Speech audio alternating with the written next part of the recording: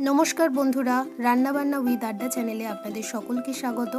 আজকের আমি আবারও একটা জন্মদিনের ভিডিও শেয়ার করতে চলেছি। আজকের রান্নাবান্না এবং জন্মদিনের সেলিব্রেশন সবটাই আপনাদের সাথে শেয়ার করব। আজকের আমার সেজদা ভাইয়ের জন্মদিন, তো সেই উপলক্ষে আজকের বাড়িতে সবাই একসাথে সেলিব্রেশন করব এবং সেই ভিডিওটা আপনাদের সাথে শেয়ার করব। তো প্রথম থেকে শেষ পর্যন্ত আমার সাথে থাকুন। এদিকে নম্রতা এখন বেগুন ভেজে নিচ্ছে। বেগুন ভাজা হয়ে গেছে, এবার আলু ভাজা হচ্ছে। তো নম্রতা এখন আলুটাও ভেজে নিচ্ছে।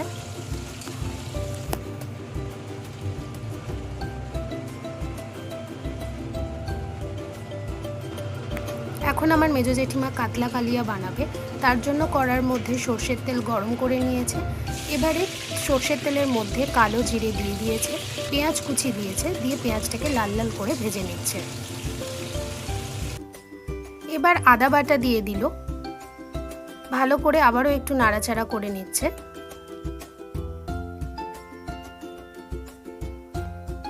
এবারে দেওয়া হলো হলুদ গুঁড়ো, তারপরে দিয়ে দেওয়া হলো টমেটো বাটা। আবারও ভালো করে একটু কষিয়ে নেওয়া হচ্ছে।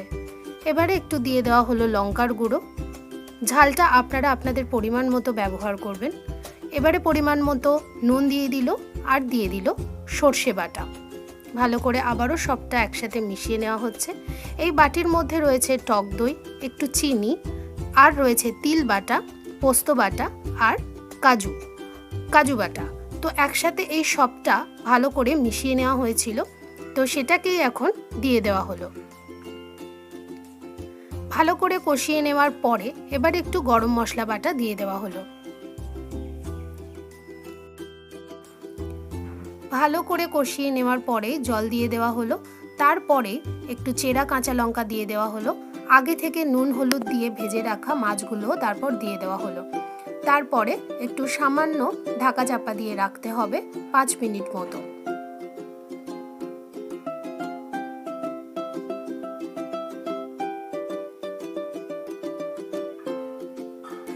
রান্নাটা হয়েই গেছে। এই যে আমার মেজো জেঠিমা, তিনি রান্নাটা করলেন।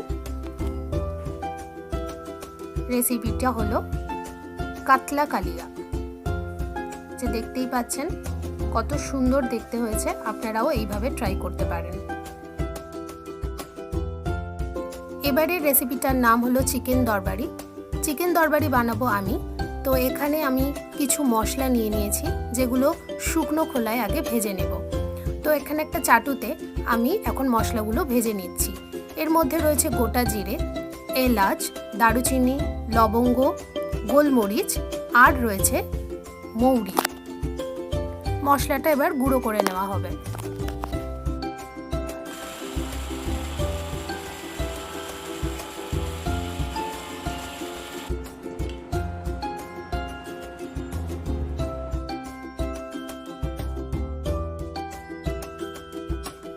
এবারে আমি চাটুর মধ্যে দিয়ে দিলাম কিছু কাজু আর দিলাম আমন্ড। এগুলোকেও একটু ভালো করে নেড়ে চেড়ে নিয়ে সেটাকেও পেস্ট বানিয়ে নেওয়া হবে। এই পেস্টটার মধ্যে কিন্তু কোনো রকম জল দেব না।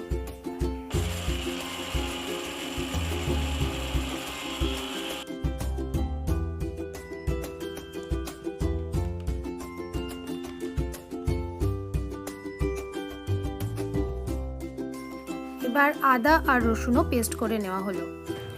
এবারে আমি কড়ার মধ্যে সর্ষের তেল গরম করে তার মধ্যে কিছু আলু দিয়ে দিলাম। আলুগুলোকে নুন হলুদ দিয়ে মাখিয়ে রেখেছিলাম। এবার আলুগুলোকে লাল লাল করে ভেজে তুলে নেব। তারপর সেই তেলের মধ্যেই আমি দিয়ে দিলাম পেঁয়াজ কুচি। পেঁয়াজটাকে ভালোভাবে ভেজে নিতে হবে।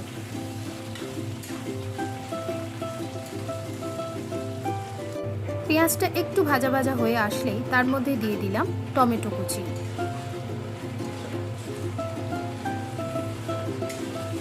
খুব ভালো করে সব কিছু আমি নেড়ে চেড়ে নিয়ে তার মধ্যে দিয়ে দিলাম আদা রসুনের পেস্ট। আবারও সব কিছু ভালো করে নেড়ে চেড়ে নিচ্ছি। এবারে আমি একটা মিশ্রণ তৈরি করে রেখেছিলাম, সেটা দিয়ে দিচ্ছি। এই মিশ্রণটা হচ্ছে ধনে গুঁড়ো, হলুদ গুঁড়ো এবং কাশ্মীরি লঙ্কার গুঁড়ো সামান্য একটু জল দিয়ে তৈরি করে রেখেছিলাম। এবারে আমি ভাজা মশলাটা দিয়ে দিলাম। ভাজা মশলাটা তো আগেই তৈরি করা ছিল এবং তার মধ্যে কি কি রয়েছে সেটাও আমি আপনাদেরকে দেখিয়েছি। এবারে আমন্ড আর কাজু পেস্টটা দিয়ে দিলাম।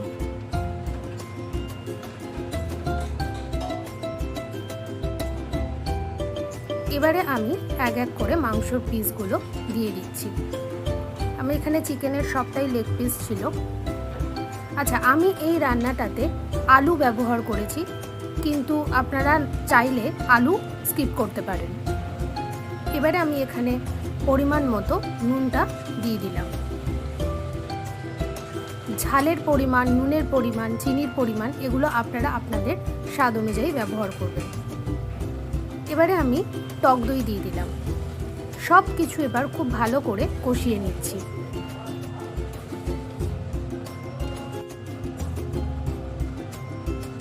এবারে আমি ভেজে রাখা আলুগুলো দিয়ে দিলাম। আমি এবার বাটার দিয়ে দিলাম। বাটার দিয়ে আমি 5 মিনিটের জন্য ঢাকনা চাপা দিয়ে রাখলাম। 5 মিনিট পর ঢাকনাটা খুলে নিলাম, নিয়ে আবারও ভালো করে কষিয়ে নিচ্ছি। তারপরে আমি এর মধ্যে দিয়ে দিলাম পরিমাণ মতো চিনি আর দিলাম চেরা কাঁচা লঙ্কা।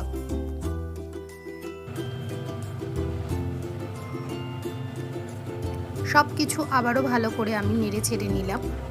এবার আমি উষ্ণ গরম জল আমি দিয়ে দেব। জল দিয়ে দেওয়ার পরেই আমি একটু এখানে দিয়ে দিলাম গরম মশলা বাটা। এরপর আমি আবারও চাপা দিয়ে রাখলাম। কম আঁচে রান্নাটা হতে থাক। তার মধ্যে আমি এখানে চাটুর মধ্যে হালকা আঁচে ভেজে নিলাম কাসৌরি মেথি। কাসৌরি মেথিটাকে এবার আমি হাতে ভালো করে গুঁড়ো করে নিলাম, নিয়ে আমি মাংসর মধ্যে দিয়ে দিচ্ছি। রান্নাটা হয়েই গেছে। প্রথম থেকে শেষ পর্যন্ত চিকেন দরবারির রান্নার প্রসেসটা আপনাদের সাথে শেয়ার করলাম। আপনারা এইভাবে বাড়িতে তৈরি করবেন। এবার আমাদের সেলিব্রেশনের পালা, তো আপনারা আমার সাথে থাকুন আর ভিডিওটা শেষ পর্যন্ত দেখতে থাকুন।